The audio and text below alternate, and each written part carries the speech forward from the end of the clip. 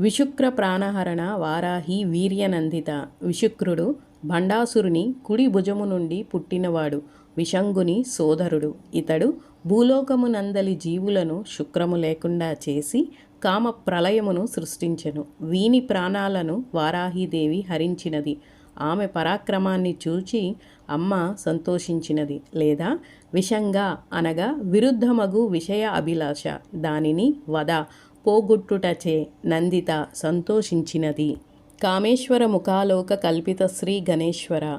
కామేశ్వరుని ముఖమును చూచిన తోడనే సృష్టించబడిన విఘ్నేశ్వరుడు కల తల్లి. ఆయన 28 అక్షరముల గల మంత్రస్వరూపుడు.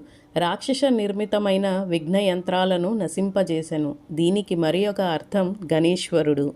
మహాగణేశ నిర్భిన్న విఘ్నయంత్ర ప్రహర్షిత. గొప్పవాడగు గణపతిచే పగలగొట్టబడిన జయ విఘ్న యంత్రమును చూచి మిక్కిలి సంతోషించిన తల్లి. విశుక్రుడు దేవీ సైన్యమునకు జయము కలుగుకుండుటకై జయ విఘ్నమను యంత్రమును నిర్మించి ప్రయోగించెను. దానిని విఘ్నేశ్వరుడు నశింపజేసెను. మాత మిక్కిలి సంతోషించినది. లేదా జీవుని అజ్ఞానమును పూర్యాష్టకాధీశుడైన ఆత్మ నశింపజేసెను. బండాసురేంద్ర నిర్ముక్త శస్త్ర ప్రత్యర్థ వర్షిణి.